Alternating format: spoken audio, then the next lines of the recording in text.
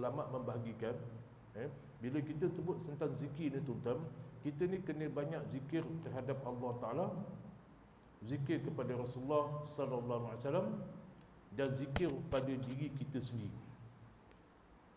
Zikir pada Allah Ta'ala, subhanallah walhamdulillah wala ilaha illallah wallahu akbar. Banyak-banyakkan berzikir. Dalam hadis Nabi sebut ada 4 kalimat yang Allah Ta'ala suka, ialah kalimat tu, subhanallah walhamdulillah wala ilaha illallah wallahu akbar. Baik, satu. Yang kedua, kita ni kena banyak-banyak zikir kepada Rasulullah sallallahu alaihi wasallam. Macam mana cara zikir? Iaitu kita memperbanyakkan salawat ke atas Nabi sallallahu alaihi wasallam.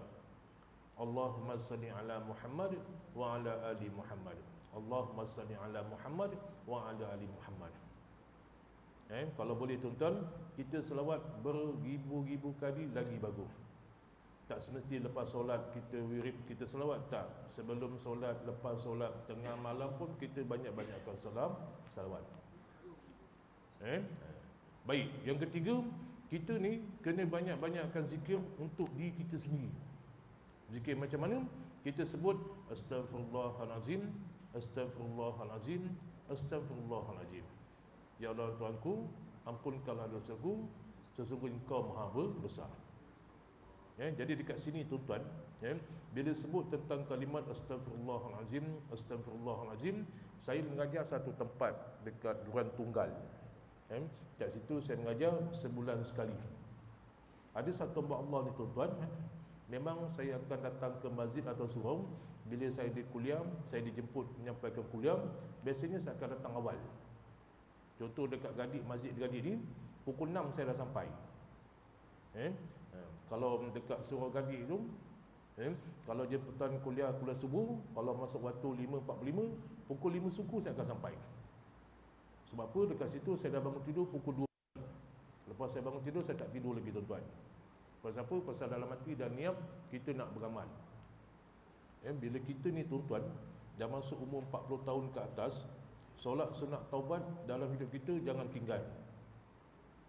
Jangan tinggal. Tak mampu buat hari-hari, buat seminggu sekali. Tak mampu sebulan sekali. Yang penting buat. Bila kita dah masuk umur 60 tahun ke atas tuan-tuan, solat sunat tahajud jangan tinggal. Ustaz tak mampu, lutut sakit, tak apa, buat seminggu sekali. Kalau tak mampu juga, buat sebulan sekali. Tak mampu juga, buat setahun sekali.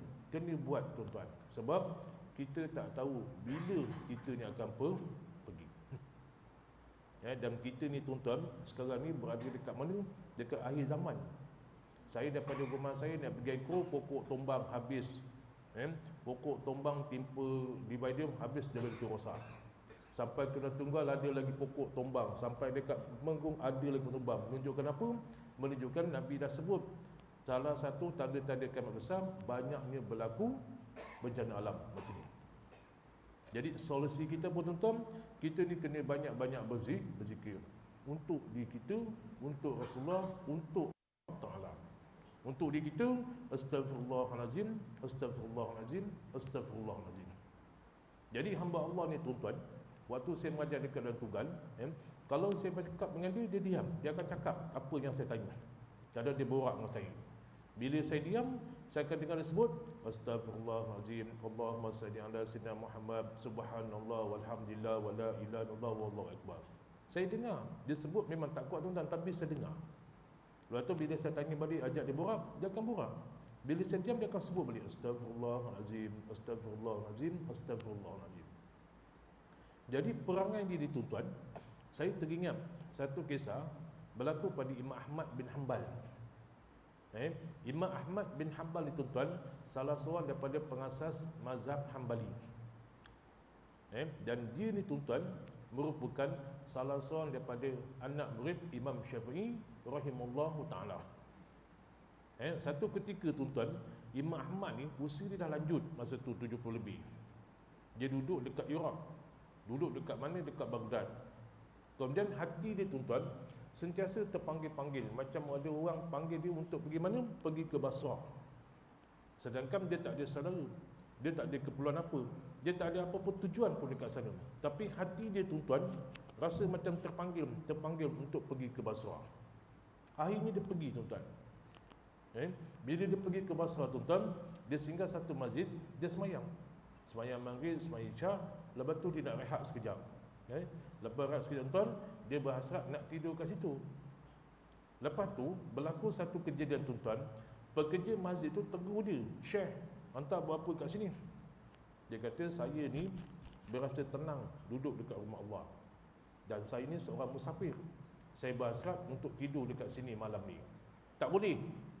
Orang tu marah. Pekerja masjid tu marah. "Tak boleh, saya nak tutup pintu masjid. Kalau begitu awak kena keluar." Jadi Imam Ahmad ni tuan-tuan, beliau ni seorang yang tawaduk. Orang yang marah dia ni pun tak kenal dia ni Imam Ahmad. Jadi Imam Ahmad ni tuan-tuan, tak apalah, kalau begitu saya duduk kat luar dekat beranda. Dah sampai kat luar tuan-tuan, pekerja masjid ni semua dah tutup, pintu masjid, tingkap semua dah tutup. Bila nak keluar, dia nampak lagi Imam Ahmad ni ada lagi kat luar. Dia marah lagi tuan-tuan. "Syekh, anta tak faham ke? Kan anak dah kata, anak dah kata anta tak boleh tidur kat sini. Keluar." Imam Ahmad tuan-tuan, dia kata, "Saya ni penat. Saya ni seorang musafir. Saya perlu rehat dekat sini." Jadi pekerja masjid ni tuan-tuan punya something. Dia kata, "Tak boleh, kau kena keluar." Jadi di sebalik peristiwa ni tuan-tuan, betul-betul kat sini masjid, depan tu lebih kurang 4 meter, lebih kurang dalam 10 meter, ada satu kedai jual roti. Pekerja tu nampak apa yang berlaku pada orang ni tadi.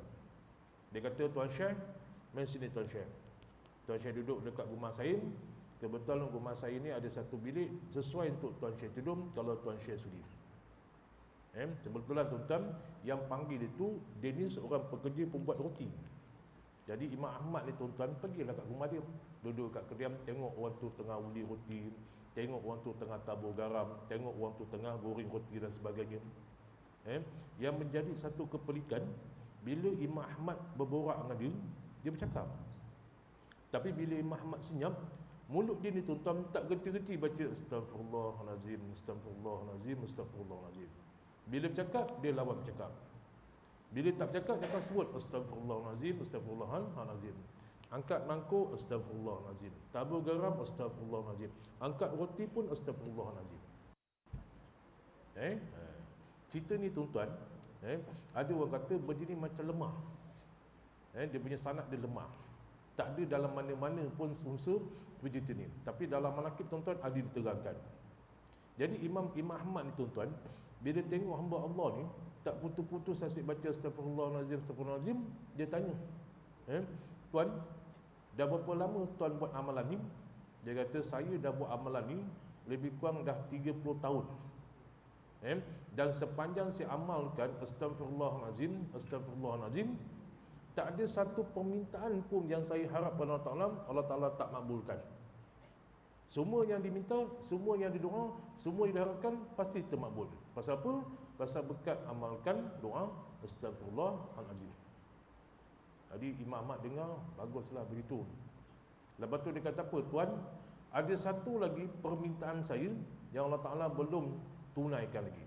Apa dia? "Saya ni berhasrat nak jumpa dengan Imam Ahmad bin Hanbal, seorang muhaddisin, seorang ahli fiqh, seorang yang alim." Imam Ahmad ni tuan-tuan, bila dengar begitu, patutlah hati dia macam tergerak datang ke Basrah, tempat yang jauh.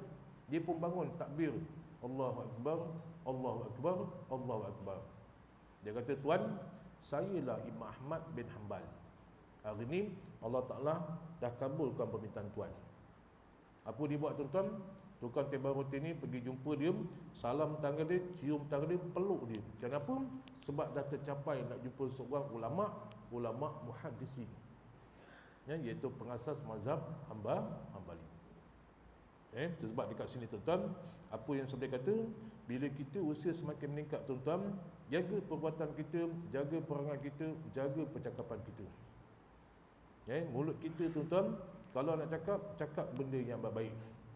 Dalam kitab hadis 40 tuan-tuan, hadis yang ke-15 menyebutkan Rasulullah bersabda, "Barang siapa yang beriman kepada Allah dan hari akhirat, hendaklah dia jaga percakapan dia. Kalau tak, diam." Kalau tak diam. Ini sedikit tuan-tuan. Baik, malam ni tuan-tuan, saya dah jumpa imam tadi. Saya kata malam ni saya nak masuk dalam bab, masih lagi dalam bab panduan pengurusan jenazah dan pusara orang Islam menurut hukum syarak. Tapi malam ni saya tak boleh ikut silibus, saya terus tebuk-tebuk tajuk. Hari ni saya nak terangkan tuan-tuan, iaitu adab-adab sewaktu kita mengkebumikan jenazah. Adab-adab waktu kita mengkebumikan jenazah. Ada 17 adab tuan-tuan. Kadang-kadang kita buat, kita rasa benda ni macam betul kita buat, tapi sebenarnya benda ni tersilap. Ada perkara yang wajib kita buat, ada perkara yang tak wajib kita buat. Ada perkara tu sunat. Sunat tu disebut sebagai apa? Sunat tasyri'iyah muakkad, iaitu sunat yang sangat-sangat dituntut. Contoh tuan-tuan, tempat saya dulu pernah berlaku perselisihan. Dia kata macam mana kalau orang yang meninggal, kebetulan yang meninggal ni masuk dalam coffin tu, dalam apa? Dalam keranda tu. Bila masuk dalam keranda ni tuan-tuan, perlu tak kita hadapkan wajah mayat tadi ke arah kiblat? Sedangkan di dalam kotak tu tadi, lahat pun tak ada, diam lubang. Lahat tempat mayat tu diselipkan. Kalau mayat tu dimasukkan dalam lahat, dalam keranda tuan-tuan, wajib tak mayat tu kita hadapkan wajah dia ke arah kiblat? Boleh tak kita kebumikan dia tuan-tuan dalam keadaan terlentam gitu? Boleh ke tak boleh tuan-tuan? Mana yang lebih baik? Hadapkan ke arah kiblat ke kebumikan di dalam keranda tu dalam keadaan terlentang? Mana lebih baik? Arah kiblat. Macam mana kita nak hadap tuan-tuan? Jadi dalam bab ni tuan-tuan, dulu tempat saya pernah satu hamba Allah tu dia pergi ke Indonesia. Saya ingat Haji Ismail pun kenal orang tu. Dan kebetulan meninggal dekat Indonesia tuan-tuan. 4 hari delay mayat tu. Bila sampai dekat Malaysia tuan-tuan, mayat tu dah hadir datang dengan keranda. Sebelum dikebumikan, ialah berlaku sedikit perselisihan antara tukang gali kubur dengan waris. Dia minta lebih. Dia kata awak punya mayat ni, jenazah awak ni, sebenarnya kalau ikut ke lubang kubur, saiz dia cuma besar ni, lebar ni je. Tapi oleh kerana dia pakai keranda, dah makan ruang tempat orang. Jadi apa masalah dia? Dia minta upah tu lebih sikit. Daripada 400, dia demand jadi 700. Jadi 700 tu. Kalau tuan-tuan tanya saya, kalau penggali kubur ni, kalau dia kata dia minta 400, minta tambah sikit 700, kita jangan marah tuan-tuan. Orang yang gali kubur tuan-tuan penat. Kalau kena tanah tu, tanah jadi keram, pakai kompresor, saya ingat berjam-jam tuan-tuan. Lebih-lebih lagi kalau bulan puasa tuan-tuan. Jadi kita ni tuan-tuan, tak usah berkira dengan orang. Dia minta lebih sikit, kita bagi. Sebab apa? Sebab tengok penatnya dia bekerja. Jadi dekat situ tuan-tuan, saya dah pesan, saya kata sebelum jenazah ni dikebumikan, pastikan dia menghadap ke arah kiblat. Macam mana ustaz? Sedangkan benda tu rata. Kena. Wajib. Kalau mayat ni tadi tuan-tuan, waktu dikebumikan, kita tak hadapkan wajah dan dada ke arah kiblat, kita ni dikira sebagai orang yang telah melakukan dosa besar. Sebab kita menghina mayat tersebut. Habis ustaz dah ke bumi. Bila dah ke bumi, saya balik, Bilal kata tadi mayat ni tadi terlupa nak hadap arah kiblat. Wajib tak kita gali? Wajib. Kalau tak, kita ni dikira telah melakukan dosa besar. Jadi dalam keranda ni tuan-tuan, kena ambil tanah 3 kepal, kawasan kepala, kawasan dada, kawasan punggung, bawah. Dan pastikan wajah dan dada dia menghadap ke arah kiblat. Kepala kena alas sikit tanah dan rapatkan sedikit tanah dekat depan dia supaya apa? Wajah dia kena pada tanah. Jadi kat situ tuan-tuan kita boleh buat ijaz macam mana nak hadapkan mayat tadi ke arah kiblat, walaupun dikebumikan dalam keranda. Baik, cara-cara mengkebumikan ada 17 adab. Yang pertama, apabila sampai jenazah ke kubur, hendaklah diletakkan kepala jenazah itu ke arah kaki kubur. Hari ni tuan-tuan, pengalaman saya berkali-kali saya kata, mayat ni tadi bila sampai ke lubang kubur, jangan letak dekat tepi. Jangan letak kat tepi. Alah ustaz, saya dah biasa buat ni ustaz, dah bertahun-tahun. Ya, yang biasa tu yang salah. ikut yang sunnah Nabi suruh. Contoh ni tuan-tuan, ni kubur, ni mayat, ini kepala dia, ini kaki dia, ni badan. Bila mayat sampai tuan-tuan, nak letak dekat sini ke, nak letak dekat sini ke, dekat sini ke, dekat sini. Yang sepatutnya yang Nabi suruh letak kawasan sini. Sebab ini kawasan kepala, ni kawasan badan, ni kawasan kaki. Yang sunnah, kepala mayat dekat sini. Bila kita ke bumi tuan-tuan, mayat tadi akan lalu dekat sini, bukan dekat sini. Yang sini bukan sunnah tuan-tuan, yang sunnah dekat sini. Ini yang banyak orang kita salah tuan-tuan. Ustaz, kan senang masuk benda tu. Ya, senang tu bagi kita. Yang Nabi suruh, mana lebih utama tuan-tuan? Nabi suruh sebab apa? Sebab tu adab dia. Yang kedua tuan-tuan, yang kedua yang selalu saya tegur tukang gali kubur saya tuan-tuan, selalu saya tegur, bang, lepas gali kubur, waktu nak kambus tanah, pastikan jangan pijak kawasan kepala. Mana boleh mam, kalau tak tanah tak mampat. Tak boleh. Orang yang belajar, orang yang mengaji, dia kena tahu. Kita ke bumi tuan-tuan, ni mayat, masuk dalam kubur, ni kaki, ni badan, ni kepala. Bila dah tutup dengan papan lahat, pastikan bila tanah tu detek tuan-tuan, kita boleh pijak tanah daripada kawasan leher ke bawah. Kawasan kepala jangan. Sebab apa? Seolah macam kita menghina. Tapi Ustaz, macam ni nak mampat, jangan risau. Tanah tu pasti akan mampat. Pasti tanah tu akan mampat. Sebab kita kena ada penghormatan pada mayat tersebut. Yang ni kena ambil tahu tuan-tuan. Itu sebab saya tuan-tuan, masa saya ada jawatan dulu, benda ni adalah satu perkara yang saya ambil titik berat. Itu sebab bila mayat tadi dah masuk ke dalam lahat, saya akan panggil di waris, tengok puas hati tak? Betul tak mayat ni dah menghadapkan kiblat? Betul tak mayat ni tadi dah wajah dia kena tanah? Betul tak kami dah kepal ke tanah? Puas hati, bila puas hati, kambuskan tanah. Bila kambuskan tanah tuan-tuan, pastikan jangan pijak kawasan kepala. Yang ketiga tuan-tuan, ada satu sunnah yang sebenarnya kita ni dah tinggalkan. Kalau kita buat, nanti orang kata kita ni mengamalkan satu fahaman yang menyeleweng daripada iktikad Ahlussunnah wal Jamaah. Kita pergi ke tanah perkuburan tuan-tuan, mana yang lebih afdal? Pergi tanggalkan selipul atau kasut, atau datang ke tanah perkuburan dengan selipul dengan kasut? Mana lebih afdal tuan-tuan? Dulu pernah tuan-tuan, tuan guru saya datang ke tanah perkuburan, kebetulan dia ada tuan-tuan. Bila dia ada tuan-tuan, dia tuan guru saya. Yang mana lebih aula tuan-tuan? Saya ke depan jadi imam ke dia? Kalau ikutkan alim dia. Kalau sebut bab hadis ni tuan-tuan, dia boleh sebut. Kalau hadis ni, bab ni, entah boleh tengok dalam kitab Subulus Salam, jilid kedua, muka surat ni, muka surat ni, muka surat ni. Boleh cerita detail. Saya tak termampu tuan-tuan. Bukan semua saya ingat, separuh saya ingat. Tapi jadi macam dia payah. Kalau tuan-tuan tengok dalam kitab Matan Al-Juriyah, kalau tuan-tuan buka dalam kitab Syarah Ibn Muslim, kalau tuan-tuan tengok dalam kitab Tafsir Nabawi, dia terangkan Bismillah ni macam mana pecahan dia, ada berapa kalimat, dia terang secara detail. Jadi saya ni anak murid dia, takkan saya nak mendolih dia. Dia kata tak apalah, saya buatkan. Dia pun pergi ke tanah perkuburan, dia tanggalkan selipul. Kebetulan ada jemaah tuan-tuan ikut cara dia. Tapi yang jadi bangang ni tuan-tuan, yang nak cerita bangang orang Melayu, pergi ambil gambar, pam.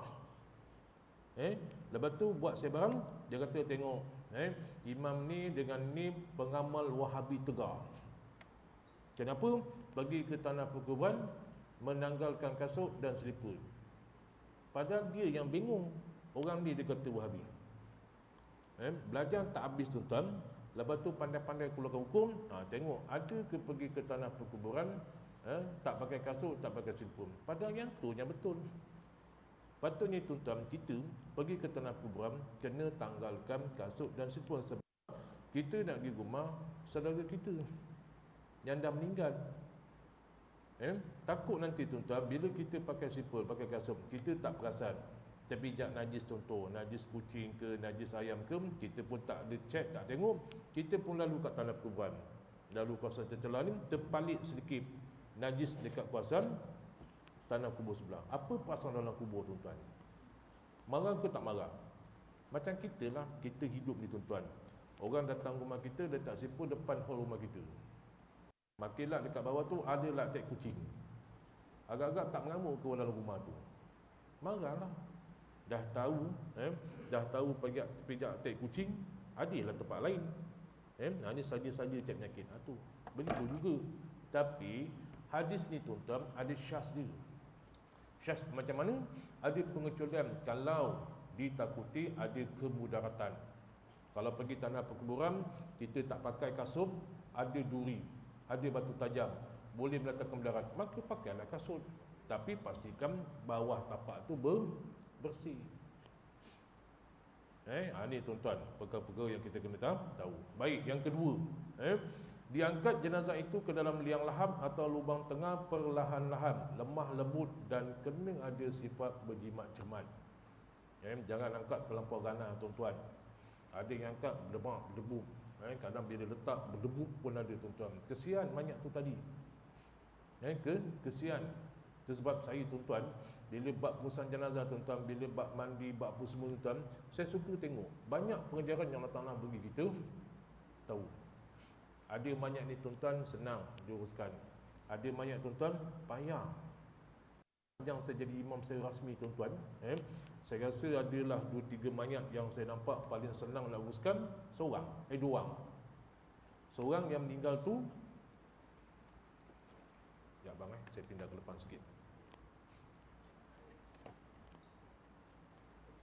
Belakang sikit boleh tak? Belakang sikit mah, dia air titik. Okey. Dekat sini ada. Bocor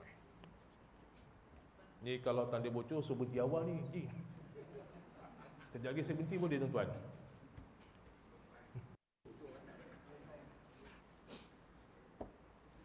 Baik, maknanya tuan-tuan, mayat ni tadi tuan-tuan, kita uruskanlah dengan sebaik-baik mungkin.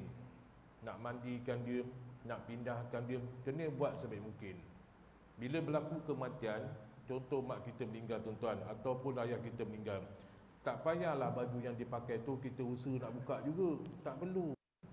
Bila kita usaha nak buka tuan-tuan, tanggal ambil potong je. Lepas tu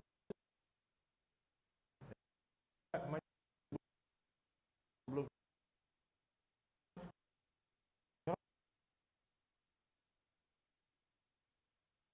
tutuplah dengan bila selesai bilang start ini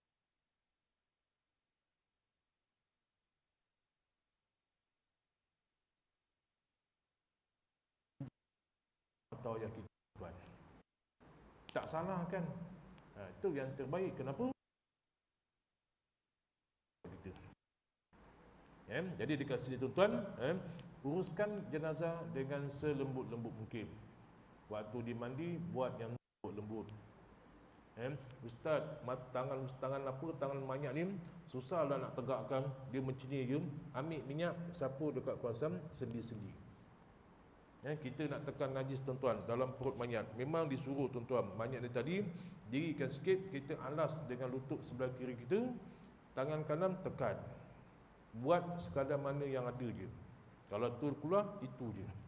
Jangan tekan kuat-kuat. Haji Mail pernah dengar cerita bekas Bilal Masjid Kampung Keling. Hamba Allah ni, dia pergi uruskan mayat, dia pergi tekan perut orang tu kuat. Mayat tu jatuh tuan-tuan, humpak dia. Dengan mayat dengan dia jatuh kat lantai. Terkangkang dia jatuh jadi tuan-tuan. Tengok Bilal hidup lagi, alhamdulillah. Kalau tak, 2 mayat malam tu. Nasib baik seorang yang meninggal tuan-tuan. Itu sebab teknik ni tuan-tuan kena ada. Baik, yang ketiga, miringkan jenazah itu ke sebelah kanan dan dihadapkan mukanya ke arah kiblat. Wajah dia, dada dia, punggung dia mesti hadap ke arah kiblat. Contoh kiblat dekat sana, kepala jenazah dekat sini, dada dekat sini, lutut dekat sini, dan pastikan jenazah tadi diletakkan dalam keadaan peha sebelah kanan berada, peha sebelah kiri berada di atas. Kalau setakat wajah kiblat, dada terlentang, salah. Kalau dada menghadap kiblat, wajah ke atas, makruh. Tapi kalau kita tak hadapkan, maka sebenarnya kita ni tuan-tuan telah melakukan dosa besar. Maknanya muka dia, dada dia, lutut dan kawasan barat semuanya ke hadap arah kiblat. Habis Ustaz, macam mana buat macam tu? Itu sebab pentingnya bentuk lahap dalam kubur. Kawasan kepala kecil sikit, kawasan punggung tu dibesarkan sikit. Jadi mayat tu terletak cantik saja. Kalau tak buat tuan-tuan, maka kita ni dikira sebagai orang yang berdosa besar. Baik, yang keempat, jika jenazah itu perempuan, ketika memasukkannya ke kubur, hendaklah ditutup di atasnya dengan kain. Orang lelaki tak perlu, kanak-kanak perempuan tak perlu. Yang penting orang perempuan yang dah mencapai status mukallaf. Syarat mukallaf 3: Islam, baligh, berakal. Bila mayat dah sampai ke kubur, disunatkan ambil kain tutup kawasan atas. Kenapa? Sebab aurat dia. Sebab aurat dia. Ustaz, ada hadis ke? Ada. Nabi bersabda, diriwayatkan daripada ahli Kufah, sesungguhnya Ali bin Abi Talib telah datang kepada mereka sewaktu mereka sedang menguburkan jenazah dan telah dibentangkan kain di atas kubur. Maka beliau mengambilkan itu dari kubur seraya berkata, sesungguhnya tutup ini hanya dilakukan kepada jenazah perempuan saja. Tutup sikit tuan-tuan. Zaman sekarang orang tak tutup, dia pakai apa? Dia pakaikan kanapi, tutup pagar tu. Sebenarnya cara tu boleh kalau banyak lelaki. Tapi untuk perempuan disuruh lindungkan. Kenapa? Sebab aurat dia. Sebab aurat dia. Baik, yang kelima, ketika mengangkat jenazah ke dalam kubur, disunatkan kita membaca Bismillah wa ala millati Rasulillah sallallahu alaihi wasallam. Sunat ke wajib tuan-tuan? Sunat. Kalau tak ingat tak apa. Kalau ingat lagi bagus. Sebab apa? Sebab ni sunnah Rasulullah sallallahu alaihi wasallam. Bismillah wa ala millati Rasulillah sallallahu alaihi wasallam. Baik, yang keenam, hendaklah dimasukkan jenazah itu ke kubur dari arah kaki kubur dengan mendahulukan kepalanya. Itu yang tadi saya sebut. Kalau kubur dia dekat sini atau sini, kiblat dekat sana. Mayat bukan letak dekat sini, bukan letak dekat sini. Mayat mesti ada dekat sini. Dan bila nak masuk tuan-tuan, kepala masuk dulu, baru badan, baru punggung, barulah ke kaki. Bukan letak sebelah senang angkat. Boleh, tak salah. Tapi itu bukan Nabi suruh. Hari ini tuan-tuan, kalau berlakulah kekhilafan begitu, kita balik ikut apa yang Nabi arahkan. Dan waktu nak turunkan orang ni tuan-tuan atau mayat tuan-tuan, biarlah kita ni berada dalam keadaan yang ganjil. Atas 4 orang, dalam 2 atau 3 atau 5. Biasanya dalam kubur ni tuan-tuan, yang terbaiknya 3 orang. Yang ke atas 5 ataupun 3 orang. Tengok saiz mayat tuan-tuan. Kalau mayat tu besar, 3 orang mungkin tak cukup, mungkin kena lebih pada tu. Ustaz, boleh tak orang perempuan masuk dalam lubang kubur tu, masukkan mayat dalam kubur? Orang perempuan masuk tuan-tuan, boleh ke tak boleh tuan-tuan? Boleh kalau perempuan semata. Yang dalam kubur perempuan semata, yang atas kubur perempuan semata. Yang tak boleh bila? Yang tak boleh kalau bercampur lah, lelaki 2, perempuan seorang dalam kubur tu. Atau yang kat atas tu perempuan 2, lelaki seorang. Yang tu tak boleh. Tapi yang abdal, yang lebih aula, biarlah semua lelaki. Ada soalan tuan-tuan nak tanya bab pengurusan jenazah ni, bab mengebumikan jenazah ni? Boleh tuan-tuan? Baik, alhamdulillah. Jadi apa dalil tuan-tuan? Al-Haris mewasiatkan supaya jenazahnya Al-Haris disembayangkan oleh Abdullah bin Yazid, kemudian dimasukkan ke kubur dari arah kaki kubur, dan berkata, cara seperti ini, yakni memasukkan jenazah dari arah kaki kubur, adalah dari sunnah Rasulullah sallallahu alaihi wasallam. Ini yang Nabi suruh. Kalau tuan-tuan masukkan, kalau kita masuk ke tuan-tuan mayat dekat sini, inilah sini, tak salah, tapi rugilah. Sebab apa? Sebab kita tak dapat pahala perbuatan Rasulullah sallallahu alaihi wasallam yang dituntut tadi yang saya sebut.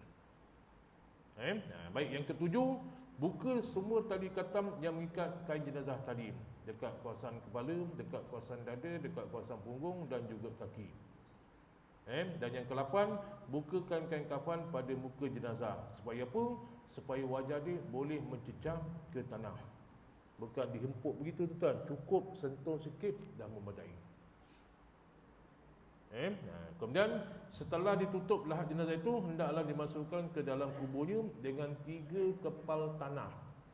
Kawasan kepala, kawasan dada, belakang dia, punggung dan seterusnya. Biasa orang buat dekat kepala, dada, punggung. Supaya apa? Nak tetapkan mayat di tadi tuan, supaya dia terus menghadap ke arah kiblat, wajah dia, dada dia dan keseluruhannya. Dan Nabi suruh tuan-tuan bila kita baca, ambil kepala mata, yang pertama kita baca minha khalaqnakum Allahumma lakinhu indal mas'alati hujja'ata. Kepala yang kedua kita baca wa finha nu'idukumullah mafta' abwabas sama iliru ilruhi. Dan kepala yang ketiga tuan-tuan kita baca wa minha nukhrijukum taratan ukhra Allahumma hafil arda an janabaihi. Ustaz, saya tak ingatlah doa ni. Kalau saya tak ambil tanah boleh? Boleh. Kalau dengan doa lagi bagus, pada tu ada. Doa tak ingat, tapi tanah tu saya ingat. Buat diri kepal sebagai apa? Penghalang mayat ni dan kekal dia berada ke arah kiblat. Itu yang dituntut. Doa masing-masing. Ada orang mampu ingat, ada orang tak mampu ingat. Dulu tuan-tuan, saya belajar urusan jenazah ni, saya lebih fokus pada mandi, kafan dan solat. Bab gali kubur, bab tanam kubur, bab tanam mayat saya tak belajar. Tapi bila saya ikuti kursus 3-4 kali, baru saya nampak, oh ada benda-benda yang sebenarnya kita boleh tak ikut sunnah sebenarnya. Tapi dia nak cakap pada masyarakat tuan-tuan, benda ni kena dalil dengan hujah. Sebab apa? Sebab bila benda ni dibuat terlampau lama dan tak ada penerangan sebagainya, nanti orang akan cakap benda ni macam ajaran baru. Sedangkan ada hukum mengatakan benda ni yang sepatutnya kita kena buat. Baik, yang ke-10, tutup lubang kubur itu dengan papan dan sebagainya dan timbul dengan tanah serta tinggikan sekadar sejengkal. Bila dah selesai masuk lahat, ambil papan daka, tutup menyeru. Dia ada banyak jenis tuan-tuan. Ada yang jenis tutup serong, ada yang banyak lahat dia tengah-tengah, ada yang lahat dia dekat tepi, ada yang lahat tuan-tuan dia serong ke belakang tu. Ni lubang lahat dia begini, yang ni salah. Pasal apa? Bila kita tanam mayat, kita bijak dekat sini, yang sebetulnya lahat dia bentuk satu jenis macam mayat berada dekat situ, atau mayat tu berada dalam keadaan begini, tengah-tengah, dia berada dekat tengah-tengah. Penggali kubur tahulah cara nak buat macam mana. Bila selesai tuan-tuan, kita kambus dia dengan ditutupkan dengan papan. Supaya apa? Supaya mayat ni tak terseksa akibat dihempap dengan tanah. Dihempap dengan tanah, tutup dengan perlahan. Lepas tu kubur ni tuan-tuan, bila lepas kita kambum, yang Nabi suruh naikkan barang sejengkal. Kita tersilap tuan-tuan, buat macam mana? Kita buat binaan bukan kata sejengkal, lebih daripada sejengkal. Buat binaan, buat itu, buat ini. Ada tempat seperti tuan-tuan kubur, saya pun tak tahulah ni kubur Islam ke kubur bukan Islam. Siap ada tunggu peringatan lagi. Dia punya batu nisan bukan batu nisan kita pernah jumpa. Batu nisan dia bulan. Saya bawa anak saya seorang, batu dia kecil lagi 3 tahun. Saya bawa pergi tanah kuburan tuan-tuan, saya nak baca talqin. Dia pergi gegaukan batu nisan tuan-tuan. Saya tengah baca talqin tuan-tuan, ya Allah nasib baik tak patah batu nisan tu. Diingatkan bola, rupa bukan bola, batu nisan. Memang cantik tuan-tuan, berkilat. Batu nisan tu bulat satu, lepas tu dia buat macam bentuk mamar lagi. Cantik. Lepas tu lah ada tugu peringatan. Cerita riwayat hidup orang ni. Si bola ni lahir pada sekian-sekian, tarikh sekian-sekian, meninggal sekian, duduk di pernah pegang jawatan sekian-sekian. Yang tu salah tuan-tuan. Yang Nabi suruh apa tuan-tuan? Bila berlaku kematian, tanah tu dinaikkan sekadar sejengkal, letak batu nisan sebiji je. Tapi masyarakat kita buat macam mana tuan-tuan? Tunggu 100 hari betul. Tunggu 100 hari baru kita boleh letakkan batu nisan. Kalau masa tu meninggal, masa tu kita letak batu nisan, salah ke tak salah tuan-tuan? Salah ke tak salah? Sekarang memang dia tak salah. Nanti kalau nampak sampai kiamat dia cerita. Pasal apa? Menyelangari adat. Bukan adat, itu ibadat. Berlaku kematian, letak sebiji batu nisan. Sebab Nabi tuan-tuan, bila sahabat meninggal, Nabi minta tolong carikan sebiji batu, Nabi pacakkan. Pacak dekat mana? Dekat kawasan kepala. Menunjukkan apa? Menunjukkan ini adalah tanah perkuburan. Jadi tanah tu kalau nak naik, naikkan sejengkal. Kawasan ni je. Lepas tu Nabi suruh taburkan sikit dengan batu-batu kecil, memanjang. Ni kepala, ni kawasan badan, ni kawasan kaki. Menunjukkan apa? Menunjukkan ini kawasan perkuburan. Itu je. Tapi yang kita buat tuan-tuan, siap dengan binaan. Siap dengan bentuk apa, siap ada buku lagi. Ada lagi kawasan tuan-tuan, siap dengan tempat duduk. Benda tu salah tuan-tuan. Sebab apa? Bila kita buat begitu, secara tak langsung kita ni telah mengambil lot-lot kubur orang lain. Kalau kita buat tuan-tuan lebar katakan lebih kurang 2 kaki. Lepas tu kita buat binaan, sebelah dah makan setengah kaki, sebelah dah makan setengah kaki. Kan dah rugi tuan-tuan. Sepatutnya kat sini boleh dapat seorang, kat sini boleh dapat seorang. Disebabkan perbuatan kita, maka tanah tadi dah teranjak lebih sikit. Itu sebab kawasan tanah perkuburan ni kita kena gunakan seminimum mungkin. Benda yang salah kita yang buat tuan-tuan. Baik, kemudian yang ke-12, hendaklah mendanda kubur tu dengan batu dan sebagainya, iaitu batu nisan di sebelah kepala jenazah. Ini sunnah. Dekat mana? Letak kawasan kepala. Lepas tu kita baca talqin. Talqin imam dekat mana tuan-tuan kedudukan ni? Contoh ni mayat. Sana kiblat. Ni dah ada mayat, wajah dia dah berhadap ke arah kiblat. Batu nisan sebiji kat sini. Kita pun tak nak buat tanah tu dalam keadaan bentuk lonjong dan sebagainya. Nabi kata jangan dilonjongkan. Naikkan sekadar sejengkal dan taburkan batu, menunjukkan ini adalah kawasan perkuburan. Lepas tu bila lah nak baca talqin, apa imam nak baca talqin, yang sebaiknya imam baca talqin dalam keadaan berdiri ke duduk tuan-tuan? Nak berdiri pun boleh, nak duduk pun boleh.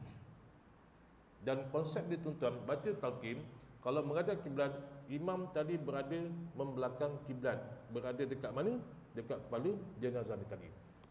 Dan orang yang hadir tuan-tuan dituntut disunatkan berdiri belakang imam. Dan sepanjang imam baca tuan-tuan, makna kita ni jangan putus-putus doakan supaya apa? Mayat ni tadi diberi pengampunan. Kalau berlaku kematian, imam tak baca talqin, salah ke tak salah tuan-tuan? Tak jadi satu kesalahan. Talqin ni lebih kepada apa? Lebih kepada bentuk memberi peringatan pada orang yang hidup. Kita jangan kata, kenapa nak baca talqin sedangkan talqin ni bid'ah. Ya, memang kita rasa macam bid'ah, tapi ada ulama mengatakan bid'ah ni dipandang sebagai adanya kebaikan. Jadi kita beritahu pada orang, bila kita mati tak ada benda yang kita bawa kecuali amal ibadat kita. Baik, tu dia. Kemudian kita juga diturut tuan-tuan supaya apa? Meletakkan pelepah. Sekarang pelepah tak ada, kita boleh letakkan dengan pokok yang segar. Kita doakan supaya apa? Pokok ni terus subur. Zaman Nabi dulu, bila berlaku kematian, Nabi akan meletakkan pelepah tamam dekat sebelah kubur tersebut, yang masih hijau, yang masih segar. Supaya apa? Bila keadaan ni segar tuan-tuan, maknanya dia akan terus doakan orang yang berada dalam kubur tu tadi. Boleh tak kita ganti dengan pokok? Boleh. Tak jadi satu kesalahan. Sebab apa? Sebab pokok ni dikiaskan kepada pelepah ni tadi. Kemudian tuan-tuan, kita juga disuruh juga menyiramkan kubur tadi dengan air. Kalau ikut masyarakat Melayu, kenapa siram dengan air? Supaya orang dalam kubur tu sejuk, tak panas. Yang ni salah tuan-tuan. Dalam sunnah Nabi ada sebut, Nabi pernah kata, diriwayatkan daripada Ja'far bin Muhammad dari bapanya, sesungguhnya Nabi telah menyiram kubur anak Ibrahim dengan air, bukan air mawar. Air mutlak pun memadai. Supaya pun tuan-tuan, tujuan kita samain 3 sebab. Satu, nak kasih tanah ni cepat mampat. Yang kedua, kalau tanah tu jenis berdebu, disebabkan kita samain tanah tu tak berdebu. Yang ketiga, bila kita samain, kita harapkan akan tumbuh sebatang pokok dekat situ, dan pokok tu terus segar, supaya apa? Pokok ni berdoa kepada orang yang berada di bawah. Itu tujuan dia. Kalau kita siam semata-mata kenapa? Semata-mata nak kasihkan orang dalam kubur tersejuk, yang tu silap. Nah, itu silap. Ini tuan-tuan, 17 perkara adab kita sepanjang kita menguruskan jenazah. Lebih-lebih lagi waktu jenazah tadi tu dikebumikan. Baik, ada soalan nak tanya? Ada lagi? Tak ada. Jadi kalau tak ada tuan-tuan, saya rasa setakat ni, dan insya-Allah akan datang nanti kalau saya dapat lagi dengan sini, kita bincanglah perbahasan-perbahasan tentang kematian. Ustaz, boleh tak orang perempuan yang telah diceraikan suami dia memandikan dia waktu dia meninggal? Boleh tuan-tuan. Berlaku perceraian, orang perempuan ni telah diceraikan suami dia, dan kebetulan dia ni lah berada dalam keadaan talak raji. Boleh tak bekas isteri memandikan mayat bekas suami dia? Boleh ke tak boleh tuan-tuan? Yang kedua, boleh tak bila dah berlaku kematian, tanah perkuburan ni digali semula? Kita gali tanah kubur ni sebab apa? Sebab ada orang kata tanah ni kena gali sebab yang ni bukan lot dia, ni lot orang lain. Boleh tuan-tuan kita gali balik. Baik, yang ketiga tuan-tuan, saya pernah timbullah beberapa persoalan tentang kematian ni. Ada orang tanya, Ustaz, apa hukum kalau mayat yang meninggal ni kebetulan baju yang dipakai tu baju curi? Mayat tu curi baju, betul meninggal, orang kebumikan dia dengan baju curi tadi. Boleh tak kita gali balik kubur tu, ambil balik baju yang telah dicuri? Ini semua banyak perbicaraan-perbicaraan tuan-tuan. Banyak perbicaraan dia. Yang saya suka dengar tuan-tuan, boleh tak orang perempuan yang telah diceraikan suami dia memandikan mayat bekas suami dia? Yang ni nanti insya-Allah tuan-tuan ada masa kita bincang. Baik, wallahu alam. Al-Fatihah.